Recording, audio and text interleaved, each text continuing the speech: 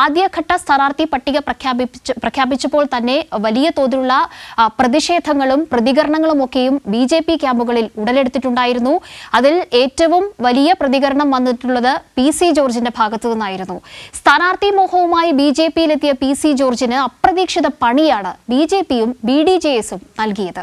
സ്ഥാനാർത്ഥിത്വം കിട്ടാത്തതിന്റെ ദേഷ്യം മുഴുവൻ BJP സ്ഥാനാർത്ഥി അനിൽ ആന്റണിയോട് തീർക്കാനാണ് ഇപ്പോൾ PC ജോർജിന്റെ ശ്രമം. UDFനും LDFനും വേണ്ടാത്ത PC ജോർജിനെ ഏറ്റെടുക്കാൻ BJP തയ്യാറായപ്പോൾ PC ജോർജിൻ്റെയും മകൻ്റെയും മനസ്സിൽ ലഡുപൊട്ടി. പത്തനംതിട്ടയിൽ സ്ഥാനാർത്ഥിയായി ഒന്ന് വിലസാമെന്ന് PC ജോർജ് സ്വപ്നം കണ്ടു.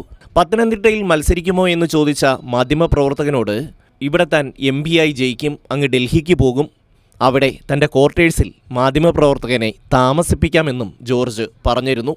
പക്ഷേ മലർപ്പൊടിക്കാരൻ്റെ സ്വപ്നമായി PC ജോർജിൻ്റെ മോഹങ്ങൾ എല്ലാം ചുരുങ്ങിയ ദിവസം കൊണ്ട് അവസാനിച്ചു. കാത്തുസൂക്ഷിച്ച ഒരു കസ്തൂരി മാമ്പഴം അനിൽ ആന്റണി കൊണ്ടുപോയി. അച്ഛൻ ജോർജും മകൻ ജോർജും അരിശം തീരാതെ ഇപ്പോൾ മണ്ടി നടക്കുകയാണ്. തീർച്ചയായും ഈ അനിൽ ആന്റണി കേരളത്തിൽ എല്ലാവരും പത്തനംതിട്ട അനിൽ ആന്റണി അറിയുന്നില്ല എന്ന് പരിചയപ്പെടുത്തി എടുക്കണം എന്നുള്ളതാണ്. അത്ര ഓട്ടം കൂടുതൽ സ്ഥാനാർത്ഥിയായിട്ട് ഞാൻ ഓടുന്നതിനേക്കാൾ കൂടുതൽ ഓടിയാലേ അനിൽ ആന്റണി മനുഷ്യനെ പരിചയപ്പെടുത്താൻ കഴിയും. അങ്ങനെ ഒരു ദുഃഖമാണ്. അത്ര എന്നാലും നമുക്കൊരു ശ്രമം നടത്താം. SNDP നേതാവ് വെള്ളാപ്പള്ളി നടേശനും തുഷാർ വെള്ളാപ്പള്ളിയും ഒരുപോലെ ജോർജിന് സ്ഥാനാർത്ഥിത്വം നൽകുന്നതിനെതിരെ രംഗത്ത് വന്നു.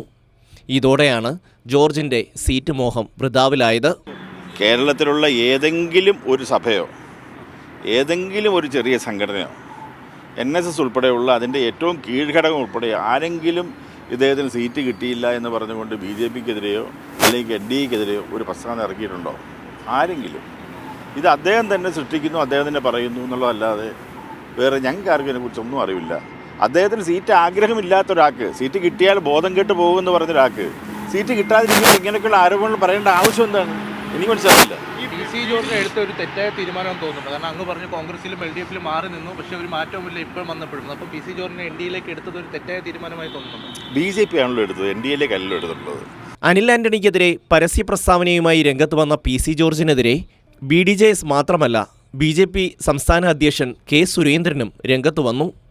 ഇനി പോകാൻ മറ്റ് മുന്നണിയില്ലാത്തതിനാൽ BJPയിൽ തന്നെ PC ജോർജിന് അടങ്ങിയൊതുങ്ങി നിൽക്കേണ്ടി വരും. ഇല്ലെങ്കിൽ തൂക്കിയെടുത്ത് വെളിയിൽ കളയുമെന്ന സന്ദേശമാണ് BJP നൽകുന്നത്. BJPയുടെ സ്ഥാനാർത്ഥികളെ തീരുമാനിക്കുന്നത് എല്ലാ ഘടകങ്ങളും പരിശോധിച്ചിട്ടാണ്. അസ്വാരസ്യങ്ങൾക്കോ അസ്വസ്ഥതകൾക്കോ ഒരു പ്രസക്തിയുമില്ല. കർശനമായിട്ടുള്ള അച്ചടക്ക നടപടി. ഫേസ്ബുക്കിലൂടെ എന്തെങ്കിലും വിളിച്ചു പറയുന്നവൻ ഒരു പാർട്ടി സ്ഥാനത്തും ഉണ്ടാവില്ല. വാക്കുകൾ ഉപയോഗിക്കുമ്പോൾ രാഷ്ട്രീയ പ്രവർത്തകർ പ്രത്യേകിച്ചും മിതത്വം പാലിക്കേണ്ടത് അത്യാവശ്യമാണ്. അതിനപ്പുറത്തേക്ക് ഇപ്പം ഞാൻ പ്രതികരിക്കുന്നില്ല. അനിൽ ആന്റണി അറിയാത്ത ആരും കേരളത്തിലില്ല. അനിൽ ആന്റണിയെ അറിയില്ല എന്ന് ജനങ്ങൾ ആരെങ്കിലും പറഞ്ഞതായിട്ട് എനിക്കറിഞ്ഞൂടാ. അച്ഛൻ ജോർജും മകൻ ജോർജും മുഖ്യമന്ത്രിക്കും കുടുംബത്തിനുമെതിരെ ഓവർ ടൈം പണിയെടുത്തത് വെറുതെയായി എന്നാണ് രാഷ്ട്രീയ നിരീക്ഷകർ പറയുന്നത്. BJP അടുത്ത കാലത്ത് ചെയ്ത ഏറ്റവും നല്ല കാര്യമാണ് PC ജോർജിന് സീറ്റ് നിഷേധിച്ചതെന്ന ട്രോളുകളും സമൂഹ മാധ്യമങ്ങളിൽ വ്യാപകമാണ്. News desk Kairali news.